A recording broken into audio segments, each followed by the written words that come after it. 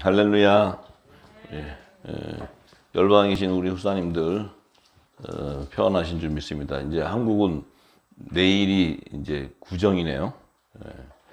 이제 2022년은 7년 풍년에서도 마지막 해, 하나님의 이제 하늘과 땅의 축복이 다 임하는 때인데, 참으로 감사한 길은 이 우리 영원한 복음치, 이 복음을 듣는 분들이 알라스카도 있고, 캐나다, 미국, 멕시코, 볼리비아, 브라질, 아르헨티나, 남미 쪽에도 있고, 또 호주, 뉴질랜드도 있고, 하와이도 있고, 또 여기 지금 일본, 또 필리핀, 또 대만, 홍콩, 또 중국, 진짜 다 있네, 다. 인도네시아, 다 있어요, 싱가포르. 또 유럽은 프랑스, 독일, 영국까지 다 있고, 또 아프리카는 지금 케냐, 남아프리카 공화국 케냐, 또 저기 중동은 이란, 사우디아라비아 이쪽 지역에서 듣고 있고, 참 정말 이제 열방의 어떤 통로가 하나님이 준비된 것 같아요. 이제 이 말씀이 들어가면 그곳에서 이제 그분들을 통해 또 샘이 열리기 시작하면 이 요셉의 단들에게 부어지는 마지막 사명이 그곳에서도 일어날 줄 믿어요. 거기도 이제 방주와 식물 공급하는 사명이 이루어지는 자들을 부르실 거예요. 아마 익히를 부어 들어가고, 또 그 다음에 열방을 회복하는 이제 하늘의 것과 땅의 것을 다 줄 수 있는 통로를 아마 하나님께서 세우실 거예요. 그래서 그들에게 일곱 샘을 여는 그들에게 이삭에게 축복했던 100배의 축복이 임할 거예요.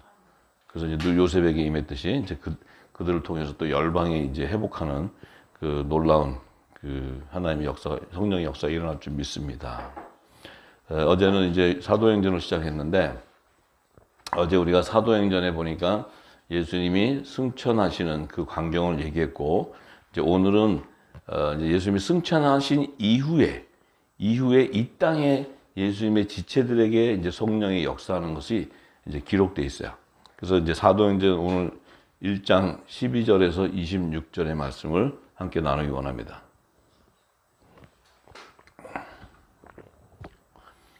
자, 제자들이 이제 예수님이 승천하신 걸 보고 그 감람원이라는 산으로부터, 감람산에서 승천하셨어요, 예수님이. 그래서 거기서부터 이제 예수님이 뭐예요? 승천하고 나니까 제자들이 그걸 다 보고는 이제 감람원이라는 산으로부터 예루살렘으로 돌아오니, 감람산은 예루살렘에서 가까워 안식일에 거기 알맞은 길이라.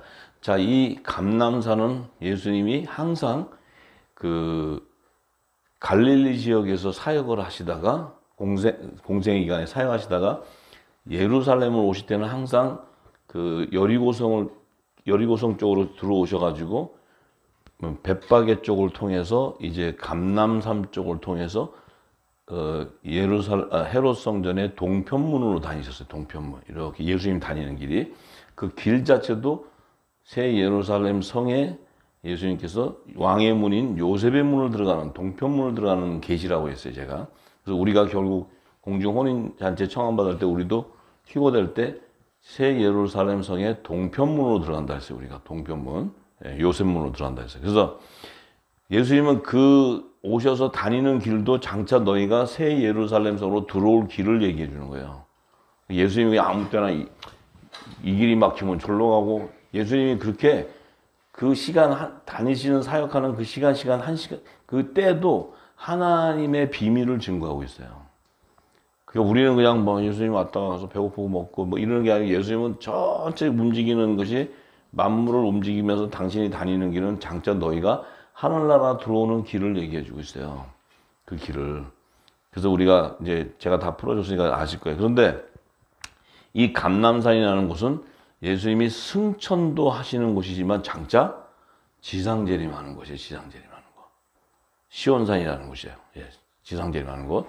왜냐하면 이곳이 지구 땅에 최초로 세운 그 에덴 동산에 강이 발원했던 그 생명수, 이 땅에 하나님의 말씀이 창궐하기 시작한 강이 바로 그곳인데, 거기에 오니까 예수님이 거기서 마지막 그 십자가 지시기 전에 겟세마네 동산에서 그 기도, 요한복음 17장 제가 다 풀어드렸죠.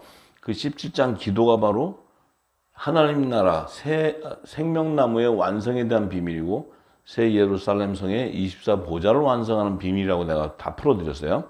자, 그런데 왜 예수님이 감람산에서 승천을 하신 이유는 뭐냐면 이미 스가랴 선지자, 스가랴서 14장 1절에서 5절의 말씀. 네, 저기 안경 좀 줘, 안경. 내 가방에. 항상 이 안경을 내가 빼먹고. 네. 자.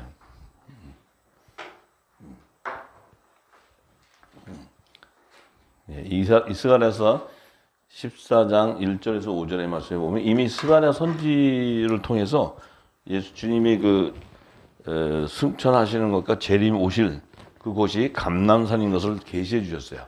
그래서 14장 1절에서 5절의 말씀을 잠깐 봅니다. 스가랴서 14장 1절에서 5절의 말씀입니다. 자, 이미 스가랴 선지에게 하나님께서 이제 이 여호와의 날이 이르리라는 이 여호와의 날은 예수님도 오시기 전인데 예수님의 재림에 대한 계시예요. 재림. 이 스가랴 선지가 있을 때는 예수님이 오지도 않았어요. 초림에.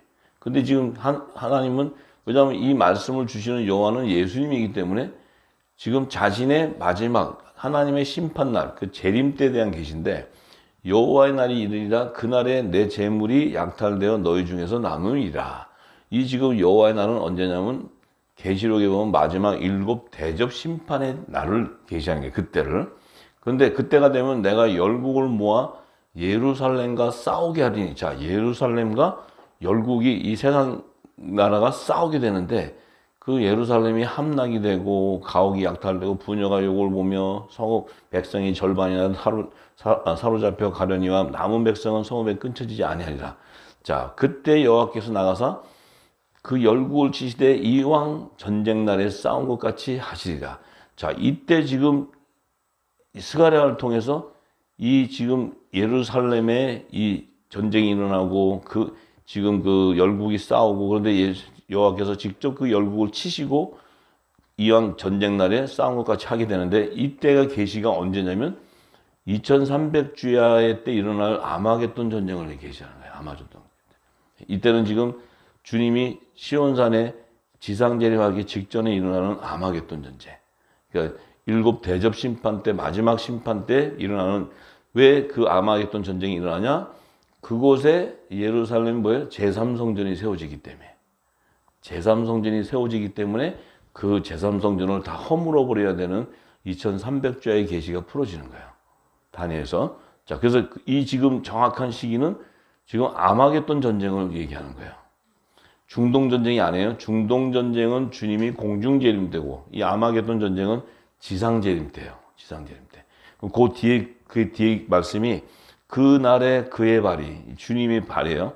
예루살렘 앞 곧 동편 감람산에 서실 것이요. 감람산에 선다는 건 시온산에 지상 재림하는 것을 계시하는 말씀이에요. 예.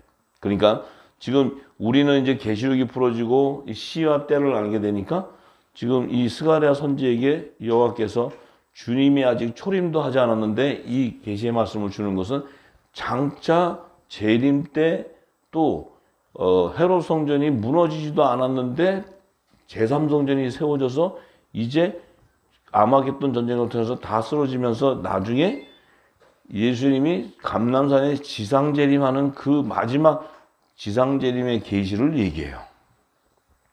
그러니까 우리가 지금 이제 이 선지서를 풀기가 힘든 게 뭐냐면 우리가 지금 주님이 초림, 재림, 이 계시에 대한 걸 전혀 몰라요. 그러니까 이 풀어놓는 거 보면 진짜 중구난방 자기들 나름대로 해석으로 엉망진창이죠. 그러니까 이 계시록은 정확하게 시를 지금 이제 그 때를 증거하고 있는데 이미 스가랴 선지에게 이미 그 때를 계시하고 있다는 거예요. 그런데 그냥 그 계시록이 안 열리고 이걸 보면은 이게 어떤 전쟁인지 이게 무슨 전쟁 때고 이게 뭐 감람산에 그럼 주님 오시나 이게 지상재림인지 공중재림인지 이걸 몰라요. 그런데 이제 5절의 말씀에 딱 보니까 뭐라 그러냐면 그 산 꼴짜기는 아셀까지 미칠지라 너희가 그의 산 꼴짜기로 도망하되 유다왕 우시아 때의 지진을 피하여 도망하던 것 같이 하리라. 나의 하나님 여호와께서 이 감람산에 임하실 것이요. 임하시게 되면 어떤 일이 일어나요? 모든 거룩한 자가 주와 함께 하리라. 지금 이렇게 할 때 여러분 우리 후사님들 무슨 생각나요? 딱 얘기하면 계시록 11장이 생각나야 돼. 계시록 11장 3절 4절이 기억이 나야 돼. 두 증인에 대한 얘기가 되고 이 땅의 주 앞에서는 두 증인, 두 감람나무 두 촛대. 그들은 뭐예요? 거룩한 자라는 의미는 첫째 부활에 참여하는 자들이다. 새 예루살렘 성의 24 보좌에 앉는 아들과 종들에 대한 계시다. 그러니까 이때는 뭐예요? 지상 재림하시면서 양과 염소를 다 추수하는 화목제와 속죄제의 성물들을 다 거두는 이 계시였다는 거지. 그러니까 요 지상 재림 때 벌써 아들과 종이 다 추수가 되잖아요, 그죠? 추수가 되죠. 요들이 다 남자의 부활 생명과 여자의 부활 생명으로 다 새 예루살렘 성으로 들어가는 시점을 계시하는 거예요. 스가랴는 지금 이거 자신도 몰라요. 스가랴는 성령이 보여준 대로 기록을 한 거야.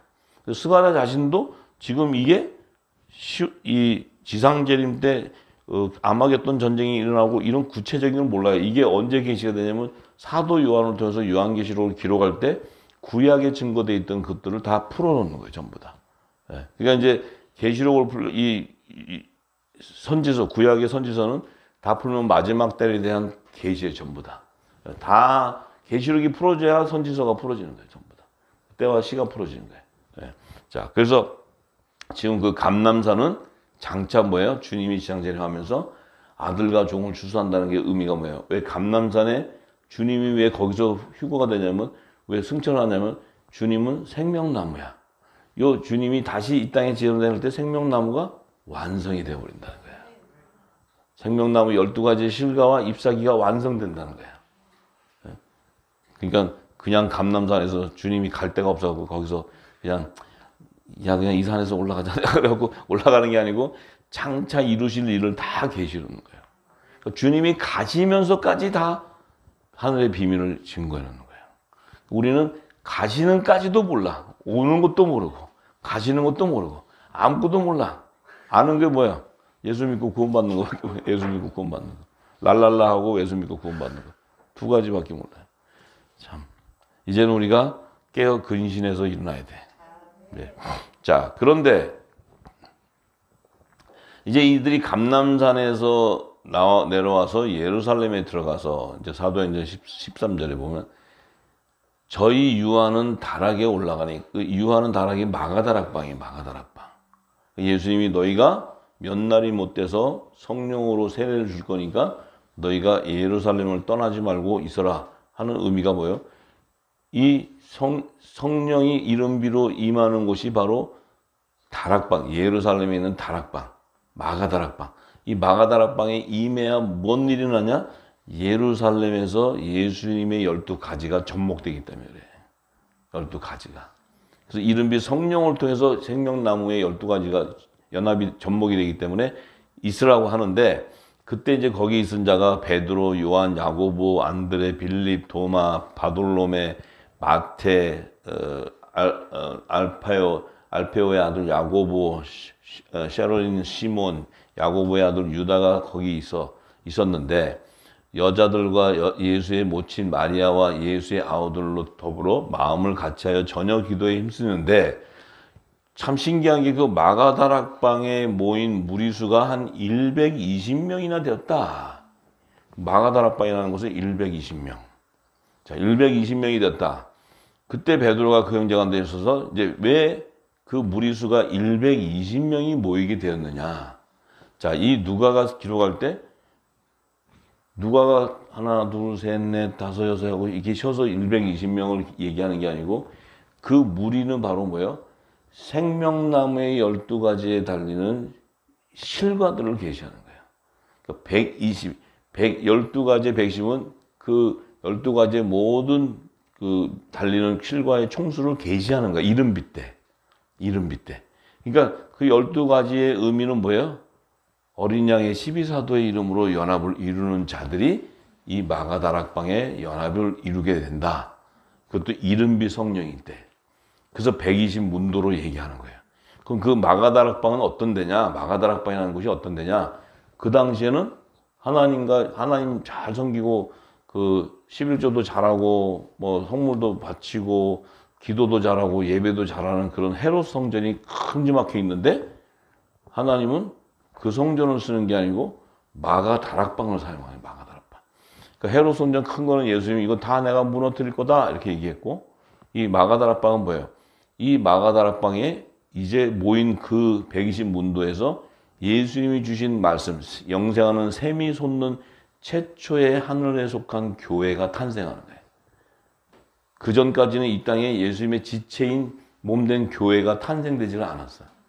근데 그 마가다락방은 예수님의 몸된 지체인 하늘에 속한 교회가 탄생하는 곳을 예비하는 곳이에요. 그러니까 120문도는 예수님의 지체들의 연합을 이루는 거예요. 하늘에 속한 교회가 등장하는 거예요. 그때 이제 그 이른비 때를 준비하는 거예요. 이제 이때는 언제요? 오순절 바로 직전이에요.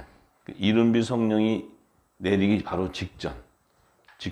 자, 이제 하나님이 예수 모아놨어요. 이제 이렇게 딱 모아놨어요. 근데, 자, 베드로가 이렇게 얘기해요. 형제들아, 성령이 다윗의 입을 유탁하여 예수 잡는 자들을 지루한 유다를 가리켜 미리 말씀한 성경이 응하였다 하도다. 자, 유다는 가룟 유다를 얘기해. 가룟 유다. 이 사람이 본래 우리 수 가운데 참여하여 이 직무의 한 부분을 맡았던 자라. 가룟 유다도 뭐예요? 12제자 중에 한 직무를 맡았어. 가룟 유다도. 우리 수 12수, 예수님이 12제자. 그 성찬시대 그 생명의 떡과 피를 먹었던 그 예수님의 12제자 중에 요 가룟 유다도 한 부분의 직무를 맡았다는 거예요. 자, 그런데 이 사람이 불의의 싹으로 밭을 사고 후에 몸이 곤두박질하여 배가 터져 창자가 다 흘러났다. 이 자가 이제 예수님을 은삼십냥에 팔아가지고 그가 나중에 깨닫고 나니까 이제 자살을 해갖고 목 메고 죽었어요. 자, 그런데 이 일이 예루살렘에 사는 모든 사람에게 알게 되어 본 방언에 그 밭을 이르되 아겔다마라 하니 이는 핏밭이라는 뜻이다. 시편에 기록하시되 그의 거처로 황폐하게 하시며 거기 거하는 자가 없게 하소서 하였고 또 일렀으되 그 직분을 타인이 취하게 하소서 하였도다. 자, 이 지금 가룟 유다가 죽은 그 장소 그곳이 이제 불에 싸게 밭을 샀다는 거예요. 피밭이라고 피밭. 예. 그런데 지금 예수님이 십자가에서 돌아가시면서 지금 이제 어떤 비밀이 열리냐면은 예수님이 이 땅에 십자가에 돌아가시기 전까지는 자, 뭐라고 했어요? 아브라함의 품과 요셉의 무덤과 음부가 존재한다 해서 음부. 그런데 예수님이 십자가에 딱 돌아가실 때 그 가룟 유다가 은삼냥에 팔아가지고 예수님을 죽이고 예수님이 또 십자가에서 흘린 피의 대가로 이제 이 땅에 뭐가 세워지냐면 뭐가 예비되냐면 사망이라는 곳이 세워지는 거예요. 사망. 이게 성경에 계시예요. 음부와 사망의 의미는 음부는 예수님 복음이 예수님이 오셔서 십자가에 돌아가시 전까지의 그 악한 자들의 악한 영들이 들어가는 곳이지만 머물러 있는 곳이지만 예수님이 오시고 나서 예수님을 죽인 자들 그들은 뭐예요? 사망 권세를 가졌는데 예수님이 부활하심으로 말미암아 사망 권세가 멸망을 당해버려요. 그 이후에 이제 예수의 말씀을 믿지 않고 죽는 자는 사망이라는 곳에 들어가요. 사망이라는 곳. 그래서 계시록에 보면 사망과 음부가 나오는 거예요. 같은 네피림 자식들이 들어가는데 근데 그 안에 예수님을 죽인 자들이 있고 또 그 이전에 있는 그 자들을 구분하는 게 음부와 사망이라는 거예요. 그 장소를 얘기하는 거예요. 자, 그래서 자 이제 20편에 10편에 기록하실 때 그의 거처로 황폐케 하시며 거기 거하는 자가 없게 하소서 하였고 또 일렀을 때 그 직분을 타인이 취하게 하소서 하였도다.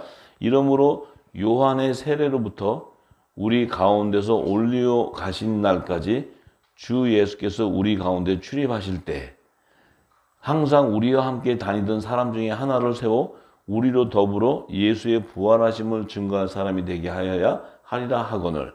자, 예수님이 이제 십자가에 돌아가시기 전까지 예수님이 이제 뭐야? 예수님의 부활에 대한 것을 증거했는데 이제 그 제자들이 해야 되는 것은 예수님의 부활을 증거하는 거예요. 부활. 눈으로 목도했잖아요. 돌아가셨는데 3일 만에 부활하시고 부활하신 몸으로 승천한 것을 증거하라는 거예요. 증거. 그 증거가 바로 예수 그 땅까지 이르러 증거하는 예수의 증인인데 그 자들을 위해서 12사도를 불러놨는데 그 중에 하나는 이제 가룟 유다는 자살해 죽었고 이제 우리가 증거를 해야 되는데 그 하나가 빠졌다는 거예요. 이 지금 베드로는 뭔지도 모르는데 12제자를 세웠는데 얘가 하나 빠졌어. 그러면 12는 있어야 돼. 예수님이 우리 12제자로 택했으니까. 베드로는 지금 오순절날 성령이 임하기 전인데 왜 12이 필요하냐면 생명나무에 12가지가 있어야 되는 거야. 근데 자기는 12가지에 대한 비밀을 모르는데 이거 보니까 하나가 잘려나갔어. 가룟 유다가. 이거 하나 더 붙여야 돼. 이거 지금 쟤는 저 예수님 팔아가지고 저주받아서 쟤는 저렇게 죽었는데 우리가 보니까 하나 모자라.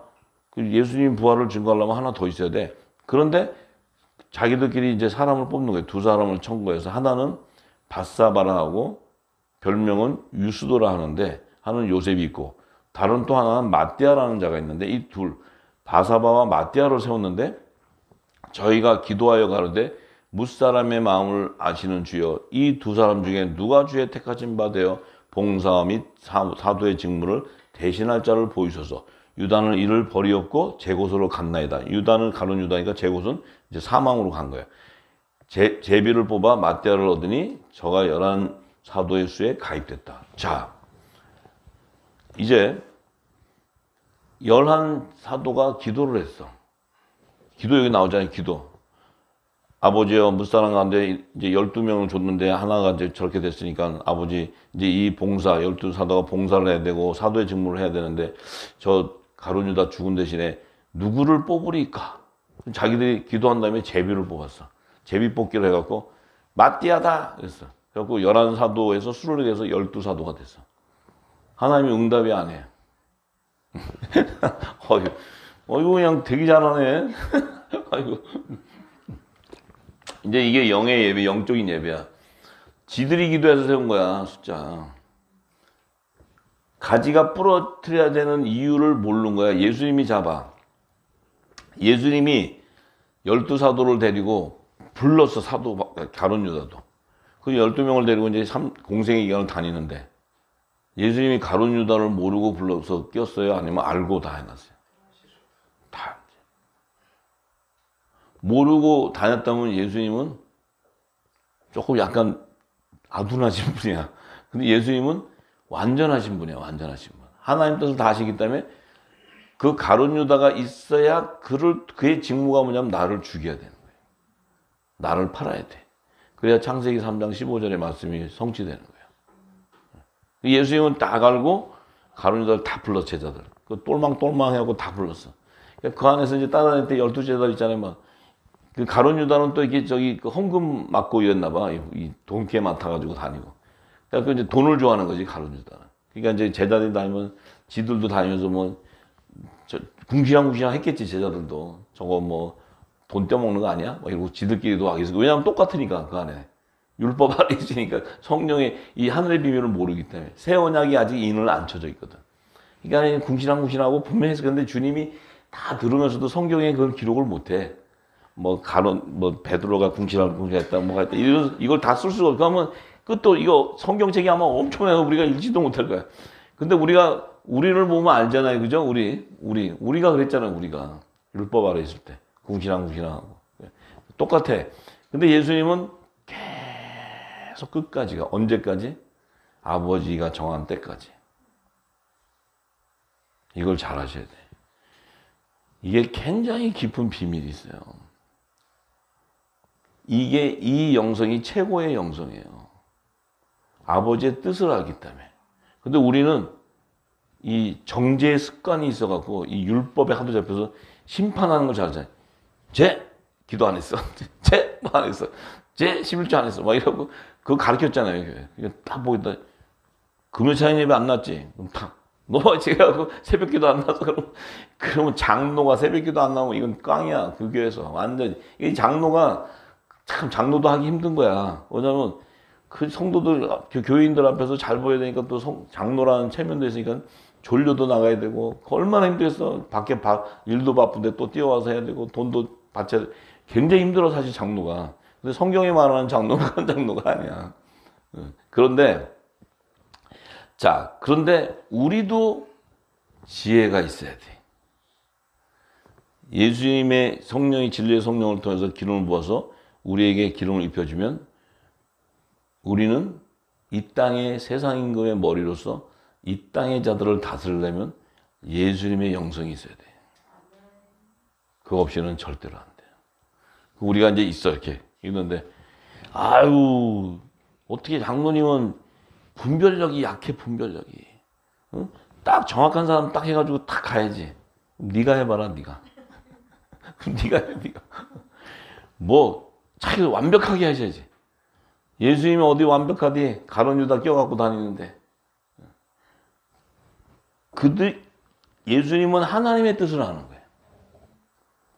이 땅에 있는 자들은 저 뱀을 데리고 다니면 어떡해요. 네가 뱀이야 네가 뱀. 하나님의 뜻을 알면 그 비밀을 아는 거예요. 왜? 아버지가 하시기 때문에 순종하는 자는 뱀이든 뱀 새끼든 뱀 대가리든 데리고 다니면 데리고 다니는 거예요. 근데 지가 아들의 영을 못 받아 놓으니까 뱀만 보면 난리가 나. 막 낯살이 예수를 따라가나 막 그래. 그거 뭐냐면 자기가 무서워서 그래. 자기가 무서워서. 성령의 사람은 두려움이 있는 게 아니에요. 다스리는 거지. 뱀을 잘 다스려봐. 그러면 먹을 게 나와. 뱀을 잘 다스리면. 살살 잘 다스려. 다 나와 거기서. 가나안 땅에 제사하는 종들 흔들어봐. 거기가 쌀 한 톨 빠졌다가 칼 들고 쫓아와. 칼 들고. 뱀은 착해요. 그래서 주면 다 나와. 이렇게. 나눠 먹기도 하고. 다스리는 법을 알아야 돼. 다스리는 법. 그냥 그걸 모르면은 여러분들 요셉의 사명 감당하기 어렵습니다. 왜냐하면 요셉은 세상 나라에 가서 하나님 뜻을 이루어. 요셉은 제사 지내는 아브라함이 제사 지냈던 가나안 땅에서 일을 이루는 게 아니고 가나안 땅에 있는 자들은 나중에 다 기근에 굶어 죽게 생겨서 기어 나올 때 그들을 살릴 수 있는 영권을 요셉에게 주는데 그 일을 이루는 거는 세상에 가서 이루는 거야. 세상. 여러분도 이제는 세상의 머리가 돼야 돼. 세상의 머리. 막 보고 막 에이 막 이러고 뭐 이러지 말고. 왜냐하면 세상에 가서 다뤄야 방주와 식물이 공급되고 다 되는 거예요. 이 땅에 재단에 가면요 여러분 거 다 뺏어 먹어. 전부 다 갖고 오면 거기는 소망이 없어. 소망이. 성경이 증거하고 있다. 성경이. 그 가나안 땅에 있던 야곱의 자손들이 다 기근 때 다 기어 나올 때 7년 흉년 기간 때 기어 나올 때 그들을 먹일 것을 준비한 요셉은 애굽 땅에서 준비하는 거예요. 세상에서. 이걸 잘 알아야 돼. 그거 모르면 막 그냥 뭐 난리 나지. 뭐 그거 모르면 어떻게 하나님의 사람과 같이 가야지. 막 이런데. 요셉은 세상 나가서 살살 다스리는 거죠. 세상 사람들 잘 다스리는 비유가 뭔지 알아요? 하나님에게 형통한 복을 줘서 먹거리를 주는 거야. 그러면 홀딱 받아먹는 세상 사람들은 와, 요셉이 최고지. 먹을 거 주는데 기근이 오는데도 다 주지. 가나안 땅에 제단이 있는 데 가서 제사하는 데 가면은 네가 기도가 부족해서 그래. 네가 뭔가 11조 안 했지 너. 너 지금 예배 참석 안 했지? 너 뭐 안 했지? 뭐 안 해서 그렇대. 참 이래요. 근데 하나님은 거기에 관심 있는 게 아니고 요셉의 지혜는 세상의 임금으로 머리로 다스려. 세상 임금의 머리를 다스리는 지혜를 받아서 세상에 다스려서 하나님 나라의 준비를 하는 거예요. 그런 지혜를 가지시기를 예수님의 이름으로 축복합니다. 제발 좀 그렇게 하세요. 그만 싸우고 맨날 기도 안 한다고 싸우고 뭐 말씀 잘 모른다고 싸우고 이러지 말고. 자, 사도 바울은 그 비밀을 알고, 이 사도 바울은 그 비밀을 알았어요. 왜 마띠아를 뽑았는데 사도 바울은 그게 아니다. 사도 바울. 왜냐하면 사도 바울은 사도도 아니고 그 당시에 예수 믿는 사람 잡으러 다니고 예수님 휴거되는 데 쳐다도 보지도 않고 그런 열심히 율법 아래서 그냥 바리새인 그 학파에 들어가서 막 열심히 해서 율법 중에 율법의 그 학문을 파고들어서 그냥 보니까 이 율법에 쫙 들어가면요, 율법을 쫙 보고 예수를 딱 보면 죽이게 돼 있어요. 예수. 율법을 쫙 따라 들어가면 예수를 딱 보면 저거 이단이라고 죽이게 돼 있어. 복음의 성령의 기름을 받고 성령의 약속을 받은 자를 핍박하게 돼 있는 거야. 율법의 열매는. 이게 복음으로 오지 못하면. 그러니까 사도 바울이 그 열심히 냈던 사도 바울이 예수 믿는 사람을 보니까 저게 하나님을 대적한다고 생각하는 거예요. 자기가 하나님 뜻을 모르는 건 모르고. 그러다가 성령이 인을 치면서 뒤집어져 버렸잖아요. 사도 바울이. 이 땅의 지식을 잔뜩 먹은 사도 바울이 성령이 그냥 눈을 감겨가지고 그냥 눈을 감겨버렸어요. 사도 바울. 여기 비늘이 생길 정도로. 껍데기. 이게 왜 눈 가린 줄 알아요? 세상 거 이제 그만 보라고 그냥 가려버렸어. 네가 보는 게 다가 아니다는 거예요. 그래서 성령으로 일치고 나서 뺏기니까 눈을 딱 뜨니까 신령한 게 보이는 거지. 신령한 게. 거꾸로 벗기고 나니까 그 다음부터는 신령한 게 보이는 거야. 영의 소리를 듣고 신령한 걸 보게 되니까 사도 바울은 천국, 영생의 맛을 봤다는 거예요. 영생의 맛을. 그렇게 되는 거예요. 그러니까 사도 바울이 사도들 이렇게 보면서 이제 그 11사도가 그 마띠아를 뽑으니까 사도 바울이 그것이 아니다 그러면서 로마서 11장 13절에서 24절의 말씀을 증거합니다.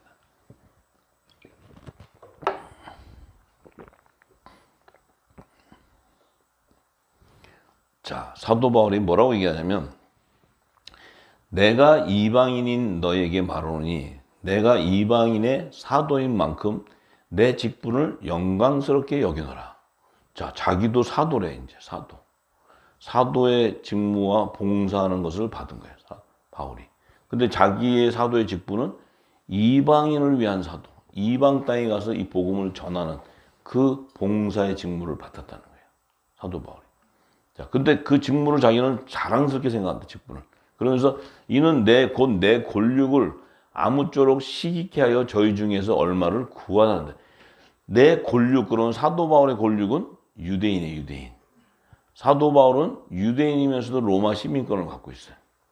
근데 사도 바울의 권력은 유대인이니까 이 유대인들은 자기 권력이 어디냐? 율법 아래에 있는 거예요. 율법 아래. 그래서 그 중에 자기가 복음의 아들이 된 이것을 시기나게 해서 저희 중에 몇 명이라도 건져내려고, 구원하려고. 그래서 저희를 버리는 것이 세상의 화목이 되거든. 그 받아들이는 것이 죽은 자 가운데서 사는 것이 아니면 무엇이냐. 자, 저희를 버리는 것이라는 것은 세상의 화목이 되는, 저희를 버린다는 게 뭐예요? 그것이 묵은곡식을 치우는 거예요. 자기들이 먹고 있던 그 양식, 율법, 그 바리새인과 사두개인이 주는 교훈을 먹던 것, 그 먹던 사람의 지식, 이 철학, 또 신학, 이 종교는 다 버려버리는 거예요. 그리고 받아들이는 것이 뭐냐면 이게 쇠곡식이에요. 쇠곡식. 새 언약의 말씀. 이걸 받아들이면 어떤 일이 생겨요? 죽은 자 가운데서 사는 것이 아니면 죽은 자 가운데서 산다는 것은 자신이 이 쇠곡식을 받으니까 부활의 생명인 것을 아는 거예요. 부활의 생명. 율법 아래 있을 때는 정죄의 직분이었는데 내가 복음으로 나와 보니까 부활의 생명이 되어버린 거예요. 부활의 생명. 예수 그리스도와 같이. 부활이 뭔 줄 알았던 거예요. 부활이. 이 새 언약의 말씀 안에. 이 얘기를 한 거예요. 사도 바울이. 그러면서 제사하는 처음 익은 곡식가루가 거룩하죠. 제사하는 처음 익은 곡식가루는 누구예요? 예수 그리스도. 예수님이 초실절에 그 고운 가루로 부활의 첫 열매로 살아나셨기 때문에 예수님은 제사하는 처음 익은 곡식가루예요. 고운 가루. 왜냐하면 그 고운 가루에는 뭐가 들어가요? 기름이 섞였어. 성령의 기름이 부어져 있어. 그 고운 가루에 뭐 내 의가 다 죽어버린 거예요. 죽고 열매가 그 곡식이 다 바사져 버렸어. 바사라졌어. 그러니까 내 의가 없고 바사지니까 거기에 성령의 기름이 부어지니까 그 떡이 뭐예요? 떡덩이가 뭐예요? 거룩한 떡이 되는 거예요. 거룩한 떡. 내 의가 없고 세상에 누룩이 없고 고운가 성령의 기름이 부었는데 이 떡이야말로 거룩한 떡이니까 이 떡은 하나님이 흠양하셔. 받아들인다고. 그래서 예수님이 부활의 첫 열매가 되는 거예요. 그래서 하늘 보좌로 제일 먼저 들어가시는 분이 예수님이에요. 그러니까 그 떡덩이도 거룩하다는 거예요. 그런데 그러하고 뿌리가 거룩한 즉 가지도 거룩하다. 그 떡덩이는 그 고운 가루와 연합을 이루는 예수님의 몸이에요. 몸. 이 떡은 생명의 떡을 받아 먹은 자들. 그 성찬식 때 떡, 생명, 예수님 주시는 영생하는 떡. 이 떡, 예수님의 몸, 말씀을 받았다는 거예요. 말씀. 새 언약의 말씀을 받은 자. 이 자들은 거룩한 자. 왜? 예수님의 지체. 머리가 거룩하니 몸도 거룩해야 돼. 그것이 바로 예수님은 하늘에 속한 교회요. 너희는 그분의 지체라는 거예요. 지체. 그래서 너희는 남자의 머리이신 그리스도의 지체. 남자의 부활 생명이라는 거예요. 자, 그래하고 뿌리가 거룩한 즉 가지도 그렇다. 뿌리는 생명나무의 뿌리야. 생명나무신 예수님의 뿌리는 그분 안에는 영생하는 샘솟는 생수가 있어. 생명수. 이 생명수가 공급되니까 그 공급을 받는 가지도 거룩해지는 거예요. 그러니까 예수님이 주신 말씀, 하늘에서 받은 그 말씀이 우리에게 그대로 전달되는 거예요. 그래서 우리 입에서도 예수님이 전하신 하나님 나라의 비밀한 복음이 증거되어 나오는 거야. 그게 빛의 말씀, 빛의 생명. 그게 복음의 빛이라는 거예요. 그런데 또한 가지 얼마가 꺾여졌는데 돌감람나무인 내가 그들 중에 접붙임이 되어 창감람나무 뿌리의 진액을 함께 받은 자가 되었은즉. 자, 가지가 얼마가 꺾여졌는데 돌감람나무인 내가, 돌감람나무라는 것은 이방인을 얘기해. 이방인. 그 다음에 창감람나무는 것은 유대인이에요. 유대인. 근데 왜냐하면 예수님은 유대 땅에 왔기 때문에. 근데 그 창감람나무는 예수님을 얘기하는데 그 예수님의 뿌리의 진액을 함께 받았다는 것은 성령의 기름이 부어졌다. 성령의 세례가 임했다. 성령의 인침을 받은 자들이다. 그들이 바로 너희들도 원래는 이방인 돌감람나무로서 다 찢겨서 다 버림을 받아야 되는데 성령의 세례, 인침을 통해서 너희가 하나님의 아들이 되었다는 거야. 아들들이. 그 얘기하는 거예요.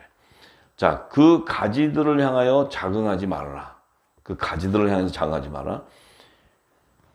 내 뿌리가 보존하는 것, 내가 뿌리를 보존하는 것이 아니라 뿌리가 너를 보존한다. 자, 네가 하나님의 자녀가 되고 왕권의 권세를 가졌다고 자긍하지 말라. 왜? 너는 생명나무의 뿌리에서 공급하는 생수를 받았기 때문에 네가 보존이 되는 거고 네 정체성이 회복이 되는 거지. 네가 그러니까 쉽게 얘기하면 교회의 머리가 될 수 없다고 얘기하는 거야. 너희는 지체고 가지고.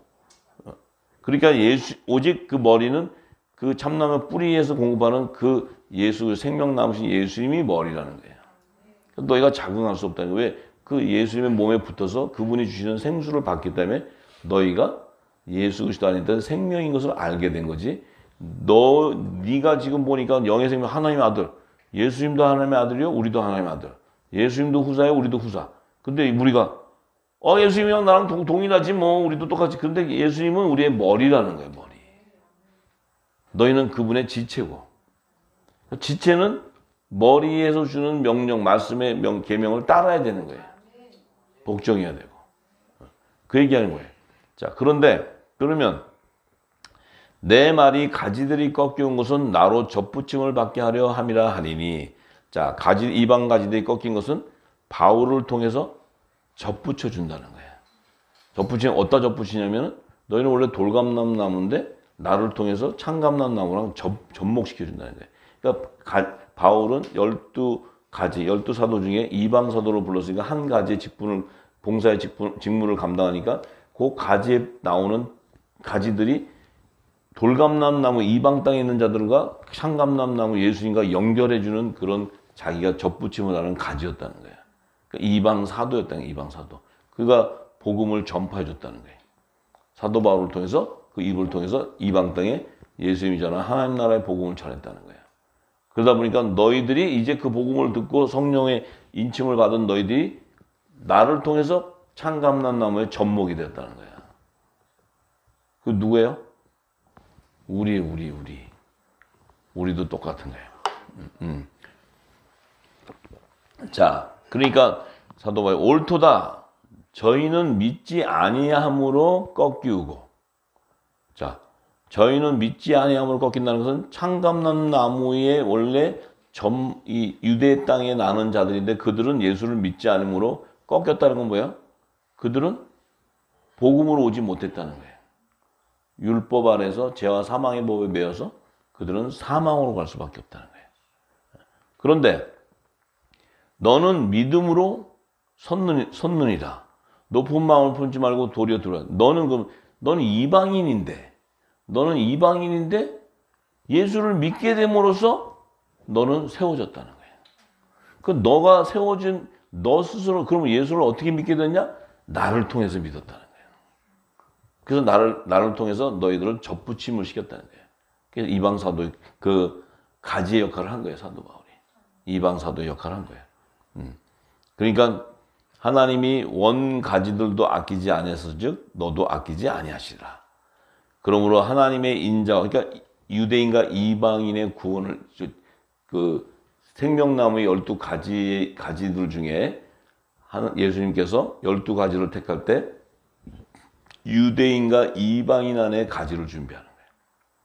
사도들을. 왜냐하면 하나님은 유대인과 이방인이 열방이거든. 열방. 그 안에서 생명나무 실과도 거두고 생명나무 잎사귀도 접목시키는 거예요.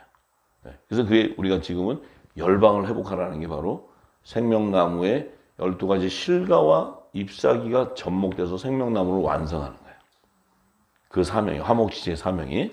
자, 그래서 우리에게는 이 영원한 복음이 다시 예언되어야 되는 거지. 그래야 이제, 이른빛 때는 천국 복음이 증거됐죠. 우리는 마지막 때는 마지막 모든 하늘의 비밀이 열리는 작은 책의 비밀이 다 열려야 되는 영원한 복음이 다시 예언되어야지만 이 땅에 종들이 생명나무 잎사귀가 완성을 이루어버리는 거예요. 접목시키는 거예요. 접목시키는 거예요. 자, 그러므로 하나님의 인자와 어미를 보라. 넘어지는 자들에게는 어미가 있으니 너희가 만일 하나님의 인자에 거하면 그 인자가 너희에게 있으리라. 그렇지 않으면 너도 찍히는 바 되리라. 저희도 믿지 아니하는데 거하지 아니하면 접붙임을 얻으리니 이는 저희를 접붙이실 능력이 하나님께 있다. 말도 좀 그냥 직설을 나오는데 돌리고 하고 내가 읽기도 힘드네. 저희도 믿지 아니하는데 거하지 아니하면 아니고 저희가 율법에서 복음으로 나왔다면 율법에서 복음으로 나왔다면 접붙임을 얻었을 것이다.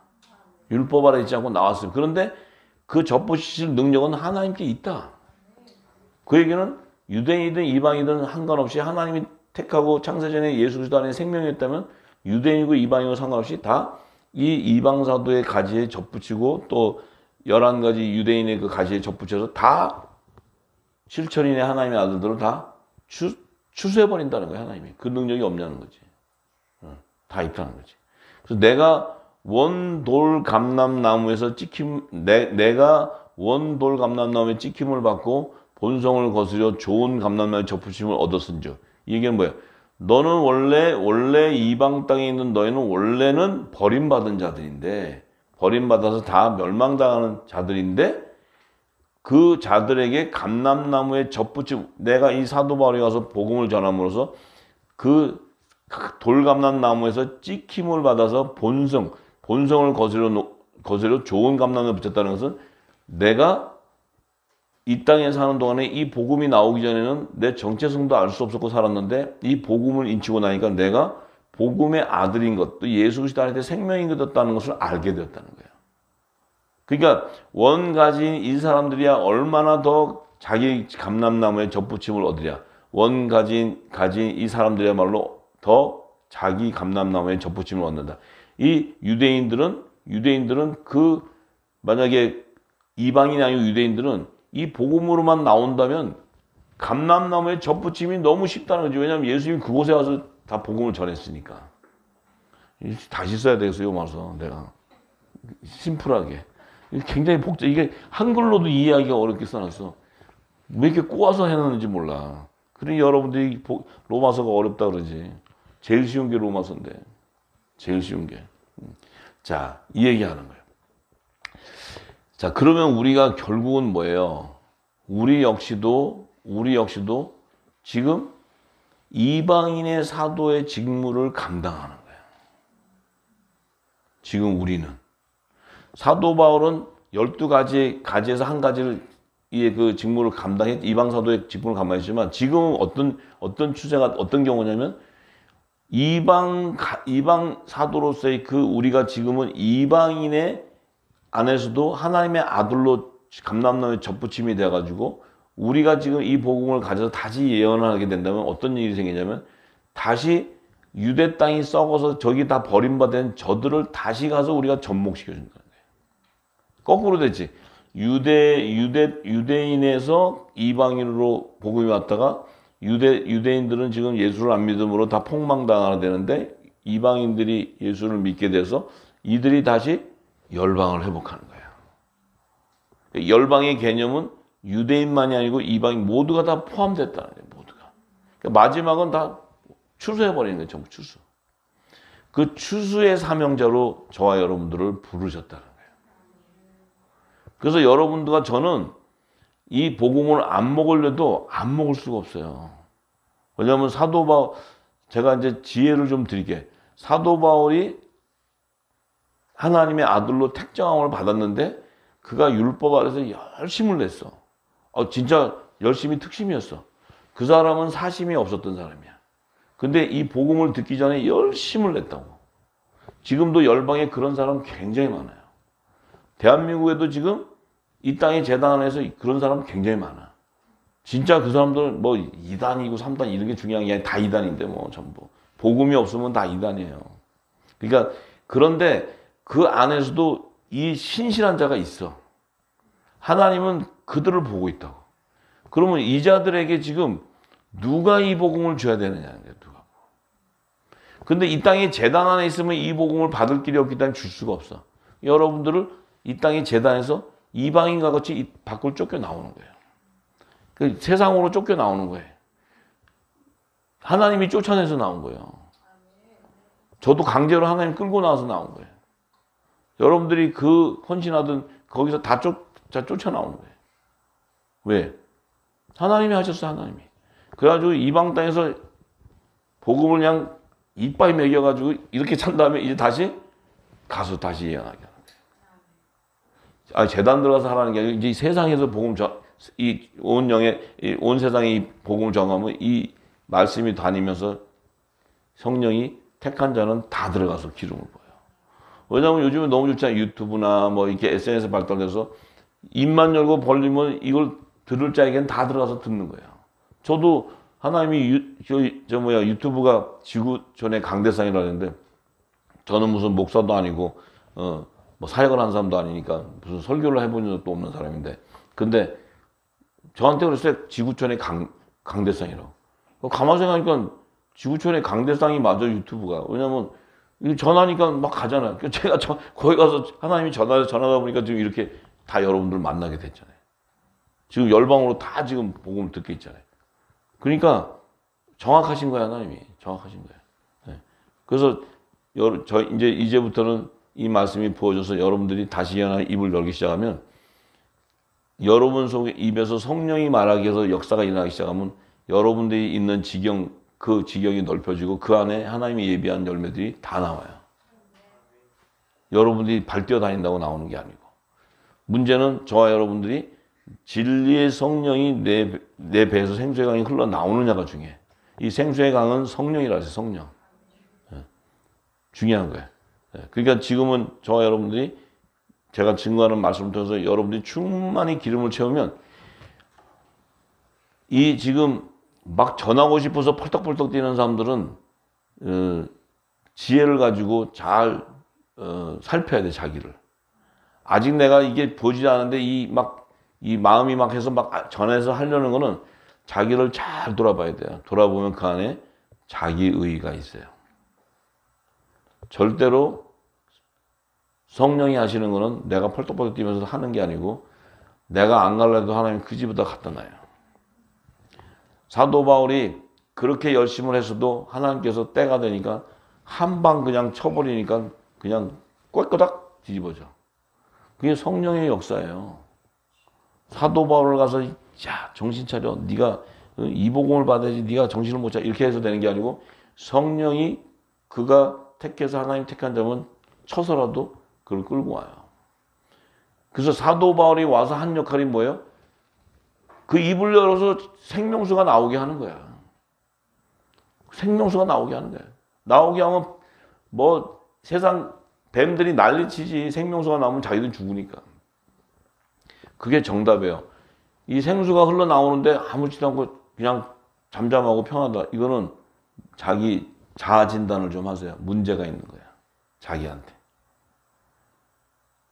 그리고 뭔가가 이 사역이라는 것은 성령의 사역인데 내가 한다는 자체는 내 의의가 있다는 걸 알아야 돼. 하나님이 쓰시기에 좋은 그릇이 돼야 되는 거예요. 그릇이. 그것은 그 결정과 그 모든 그 택함은 하나님이 하시고 때를 아시는 성령께서 하시기 때문에 내가 죽고 영이 살아서 성령의 기름이 충만히 채워지면 내가 가만히 있어도 못 뽑아서 하나님이 갖다 써요. 제가 미국에서 저는 아무것도 안 해요. 그냥 사역자도 아니고 아무것도 아닌데 그냥 7년 기름 부어가지고 내가 왜 받아야 되는지도 모르고 받았어요. 강제적으로. 기름 부어서. 그래 놓고 하나님이 너 한국 가서 전한다. 그럼 뭐 내가 한국에 무슨 사역을 할 수 있다고 내가 아는 사람도 없는데. 나하고 아무 상관이 없어요. 하나님은. 하나님 방법을 해서 끌어다가 지금 해서 여기 한국에 2년 있잖아요. 2년인데 하다 보니까 이렇게 지금 전국으로 지금 다 지금 그 연합이 되고 있잖아요. 이거 내가 하는 게 아니에요. 성령이 하시는 거지.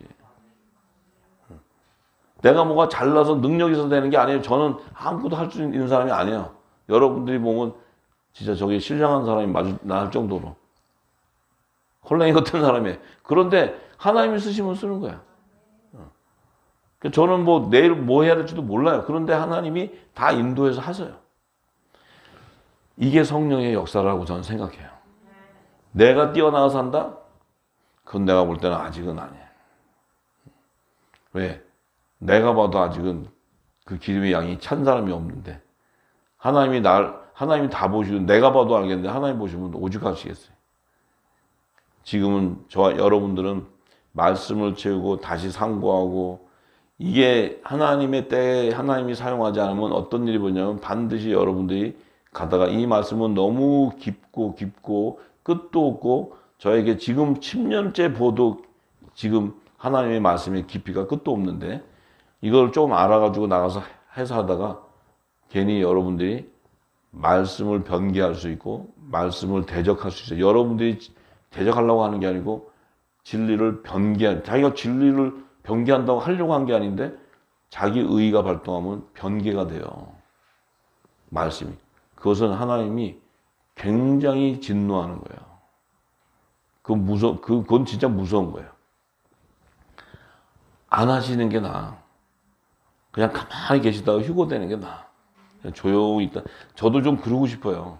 이제 말씀 듣고 좀 조용히 있다가 가는데 지금 일 하나 더 줘가지고 2가지 줬잖아요. 땅의 끝까지 하니까 저는 진짜 아버지, 그래도 아버지는 그런 거 상관 안 하세요. 그러니까 헤라님은 안 할 수가 없잖아요.